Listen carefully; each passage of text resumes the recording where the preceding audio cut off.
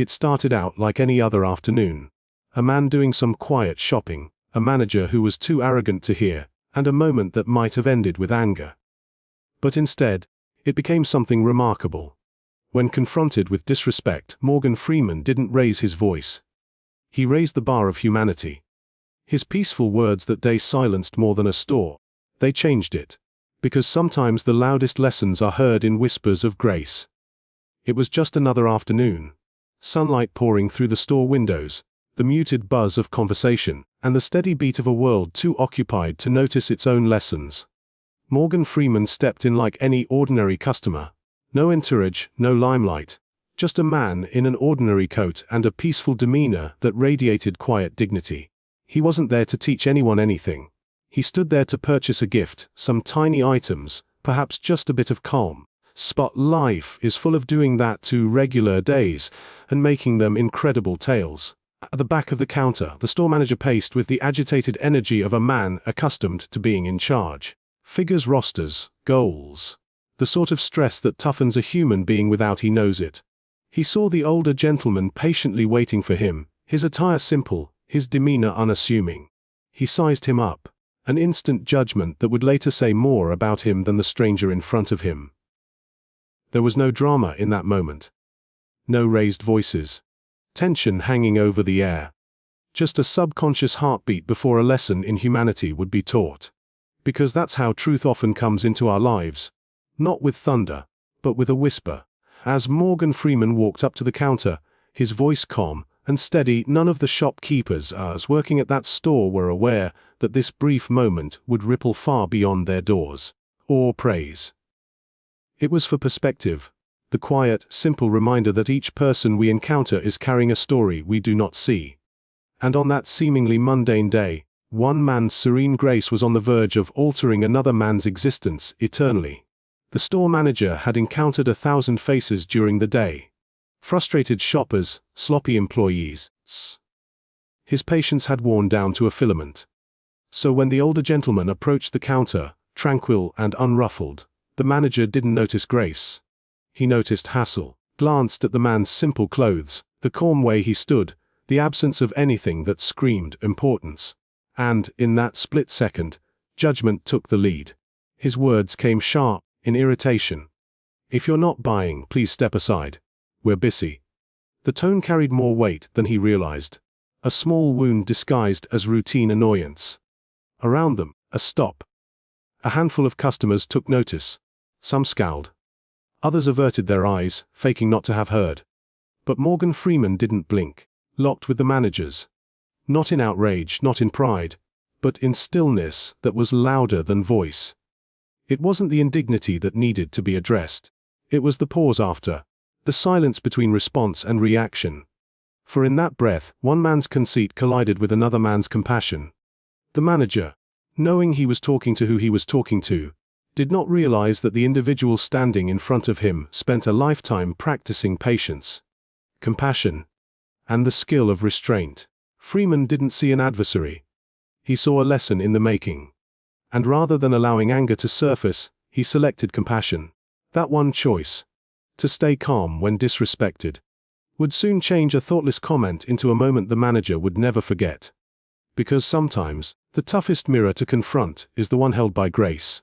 The hum of the store returned, scanning barcodes, bags rustling, footsteps beating faintly on shiny floors. But beneath it, something had changed. A couple of customers hung around nearby, sensing unease. The manager, still oblivious to the moment that he was forging, pulled back on his tone. Irritation now giving way to condescension. "I said, sir, if you're not purchasing anything, please move aside. People who actually intend to buy." The words landed heavy. Not just because they were rude, but because of who they were said to. Yet Morgan Freeman didn't reveal himself. He didn't reach for authority or name. He simply stood there, his calm presence contrasting the manager's rising frustration. Whispers began. One woman scowled, a young man shook his head, but Freeman's expression was still calm. His eyes gentle, his shoulders firm. It wasn't defiance, it was grace not buckling. Rage greeting serenity. Was louder than any fight could ever hope to be. And then, with a soft breath, he spoke. "I understand you're busy. he said softly, doesn't slow time. It makes it worth living. The words cut through the air like a quiet bell. No malice, no mockery, just truth. The manager froze. For the first time, the words but the meaning behind them. Around them, the store grew silent. Even the hum of machines seemed to fade. In that instant, the insult was no longer the man's who uttered it. It was his to carry and his opportunity for change. Because sometimes, not how someone does react, teaches the world more than 1,000 angry words ever can. Time appeared to be taut. A thin stillness enveloping the room. All eyes in the store were drawn to the two men standing in tense opposition. Had already been uttered, it clung to the air like smoke, a waiting flame. Most anticipated it. The burst of anger, the elevated tone, the fight that so frequently accompanies pride. Freeman did not offer them that. Rather, he remained stationary, still as stone. His breath even, his eyes placid, his quietude louder than any word ever could have been, wholly about that silence. A restraint only gained through decades of knowing that not all fights require a sword. Some simply require presence. In that quiet, the manager felt the pressure of his own words bearing down on him. What had seemed right moments before rang hollow now. Man's serenity served to reflect his own irritability back at him. Not so much as accusation, but as mirror. Morgan's eyes didn't judge. They contained something much harder to confront. Understanding. The audience held its breath for his answer, but when he did speak, it wasn't with pride nor with pain. It was with purpose, he said softly. Anger is a choice. But so is grace. One destroys the moment, the other redeems it. The words hit home, gentle but undeniable. The manager blinked, not knowing what to say.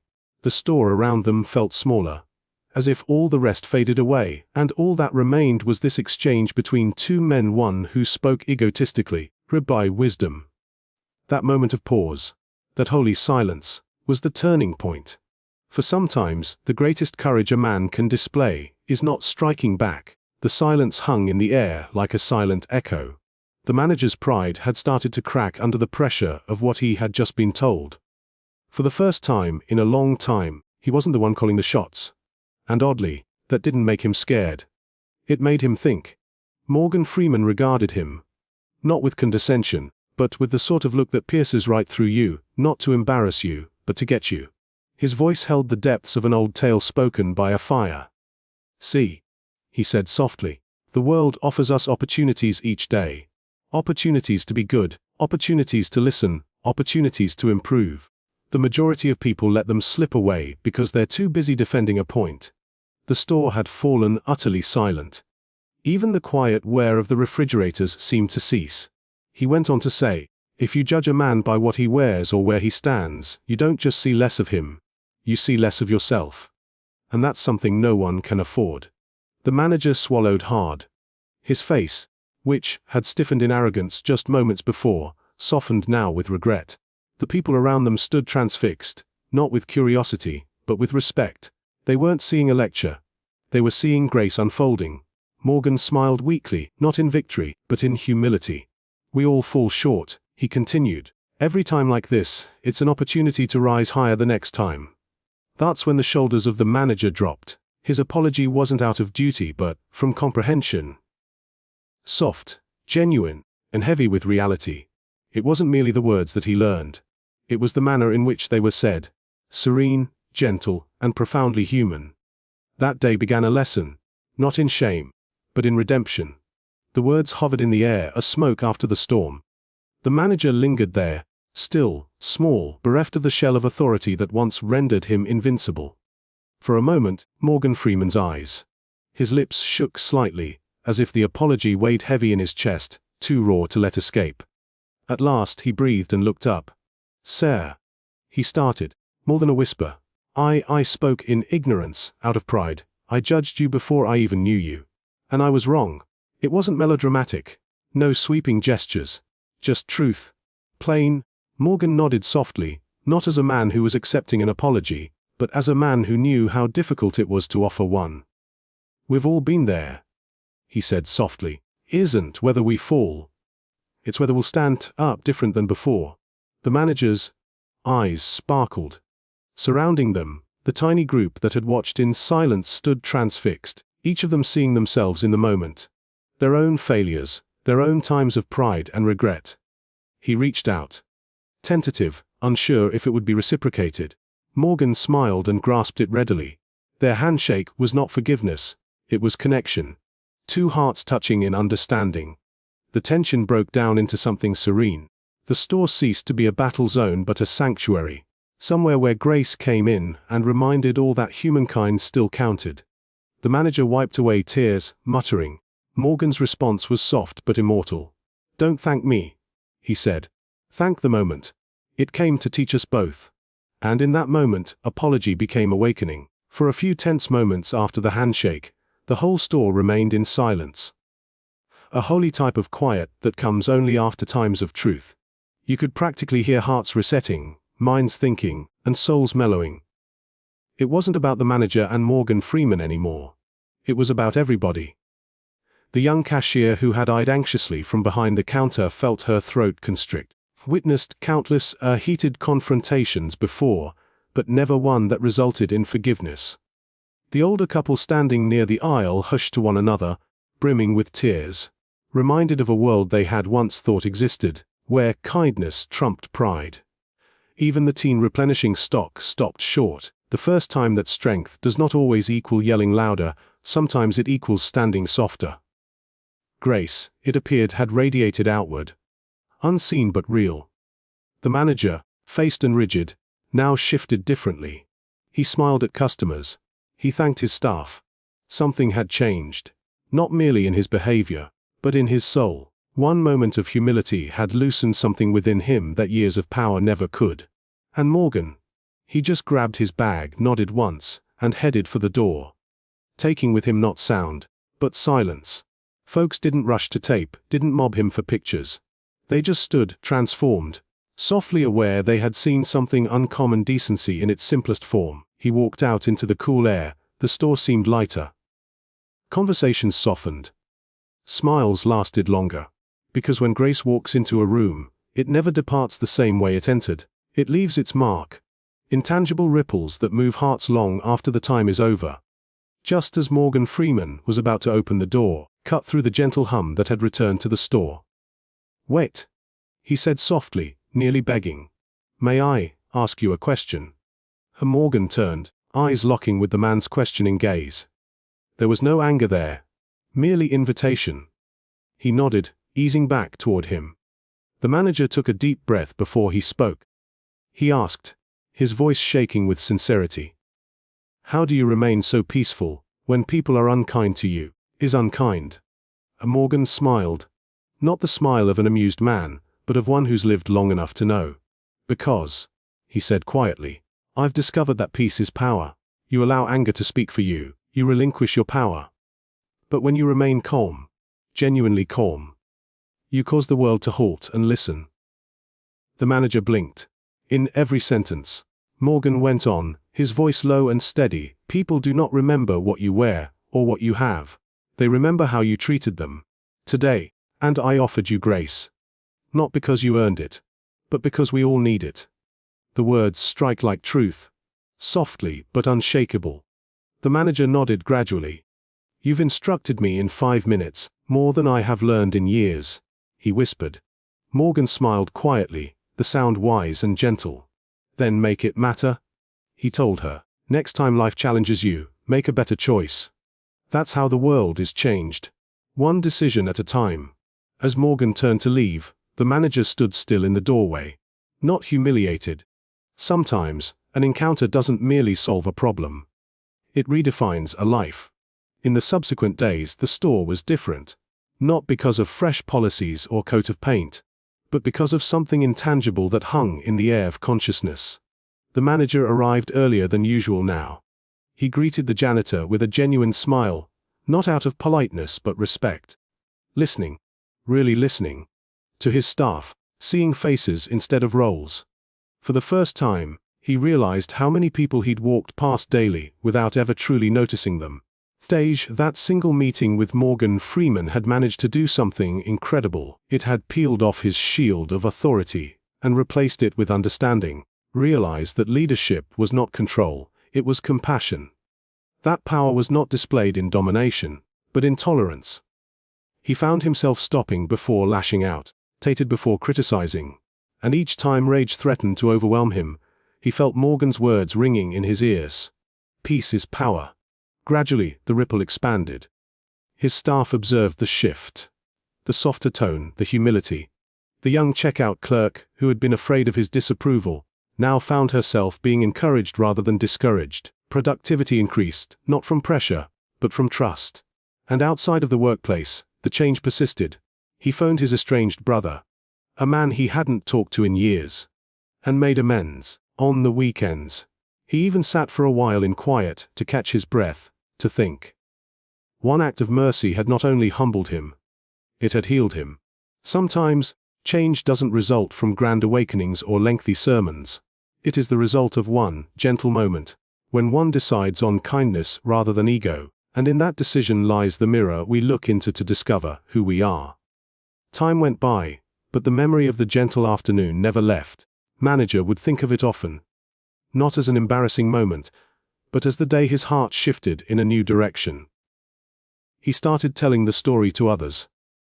Not to boast about the error, but to rejoice at the learning. Whenever a new hire came on board, he'd tell them, "Here, we treat people with compassion, because you have no idea whose story you're in front of." It transcended policy. It became a culture. Customers picked up on it too. The store was warmer, not due to fancy overhauls, but due to something intangible yet palpable: humanity.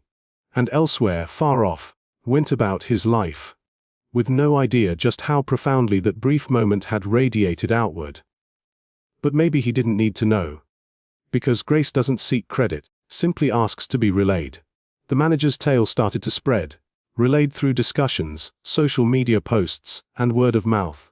Individuals found in it something precious, that compassion can be infectious, and humility mends more than pride ever will.